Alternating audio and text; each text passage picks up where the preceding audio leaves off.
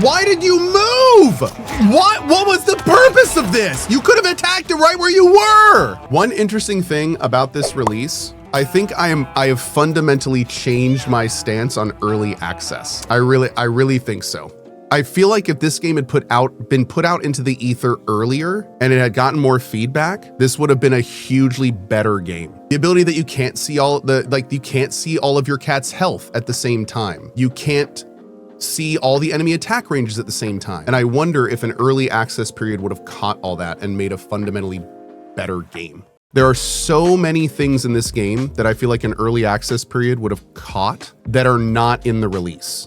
Because like, how do you get the feedback necessary to get all of that stuff in, but not, I don't know.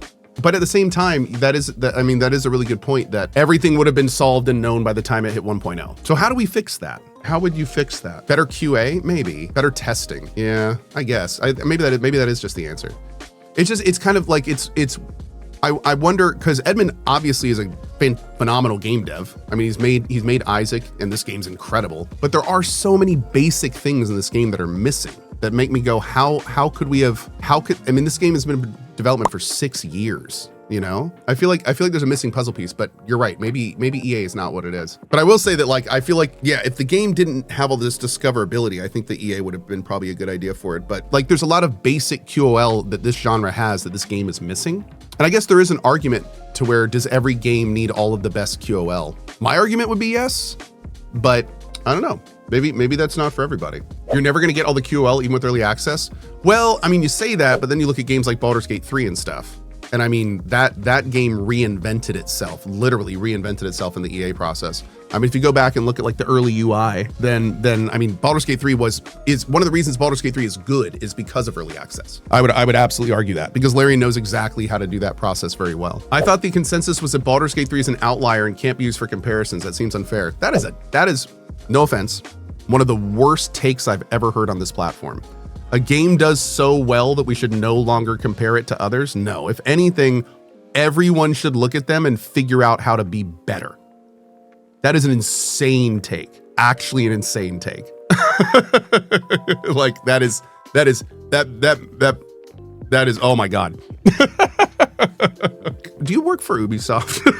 Wait a second. Release a version of the game that only allows the mechanics to be focused on and include the forward progression. That's what BD3 did. Yeah, that's true. Yeah, BD3 did a really good job with its early access, even though they're a super story heavy game, which was really impressive. Still had a great time in that game, even though I had played through Act 1 like, what, twice by the time it came out? I'm not a dev, so I don't know the process, but do dev studios not emulate the success of other companies because the people in charge are stubborn? I'm confused on why a developer can see another team do really well, but then they stick with what seems to not work and continue to put out subpar content. There seems to be some kind of disconnect in my view. Well, okay, so game dev is hard, but game dev is also iterative. So one of the reasons that games have so much QOL and so are so developed these days is because they do iterate off each other. So when one big game comes up with a really cool new mechanic or idea, other games will then generally take that and build on it or make it better. But when it comes to like QOL and those things being in games, a lot of times it's resources and also skill, to put it bluntly. Skill not only from a coding perspective, but also a design perspective. You know, there are companies out there that are, you could argue, AA, AAA companies, but have fundamental game design failures. Like look at the end of Dune. Like that was a game, that wasn't a technical failure, that was a game design failure. And Funcom has so many more resources than others.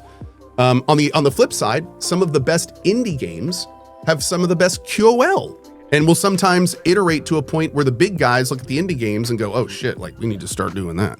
So it's not every game is going to be better than every game before it. And sometimes, to be blunt, just like evolution, sometimes things go in directions that other devs are like, you know what, we're gonna pull that back because that's too much QOL, or that's going down a path that doesn't really work for our game or other games in the genre. So there's lots and lots of factors. It's not just straight vectors in different directions. Like there's all sorts of limiting things and resources and skill and design and lots of different stuff. Yeah. It all comes down to 4 words, man. Game dev is hard. Game dev is a lot of spinning plates that all have to be spinning at the same time. And if one of them falls, the entire project can fall apart. So it's Yeah, it's a thing, man. Every game that actually makes it out is a small miracle. What's a good example of too much QOL? I don't really have any good, like, I don't know if I can think of a good game thing, but there are certainly, QOL can get to a point where it invalidates mechanics. And a good example of that is in Avowed. There was both an over-engineered QOL that leaked into a game design flaw, where they gave the players so much QOL in Avowed that you can, from anywhere in the world, send an item to your bank, and then you can sell that item later or use it. But the game also has a carry weight stat. So they literally over-engineered the QOL to invalidate the carry weight stat. And that's a good example of over-QOLing your game. Like, carry weight means nothing in the game, nothing. So but it's in the game because they had it in before they did the bank send thing. It's like, you know, that, and that's one of thousands of examples where sometimes QOL can, you know, sometimes a game will have like a very cool inventory sorting mechanic, and then an hour into the game, you get a way to auto sort your inventory and never have to worry about it again. And sometimes that's done tastefully, like evolving QOL is great, but other times it's like, I kind of like doing what I was doing. So it's, you know, it's an interesting thing to think about, but it can go all sorts of different directions.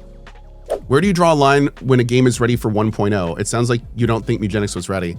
Well, I think Mewgenics is absolutely 1.0 quality. I just feel like if people more experienced than me that were much better at tactical games played this, I feel like they could have gotten feedback to Edmund and be like, these features would have been amazing for this game and made it so much more enjoyable, especially for like old people like me with bad memory. It was a little weird to me that the game came out and then everyone was like, we want all this QOL stuff. And Edmund was like, okay, I'll put it all in the game. And it's like, well, dang it.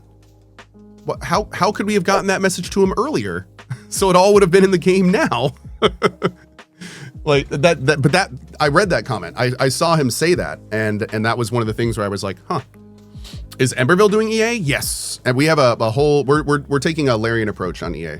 A Larian approach, some other great companies, Larian, Unknown Worlds for Subnautica 1, V-Rising, Core Keeper, Terraria. Yep. Game devs who don't play games are usually the terrible ones. To be a good dev, you have to play the game. Dude, you know, I gotta say this, and this is really unfortunate.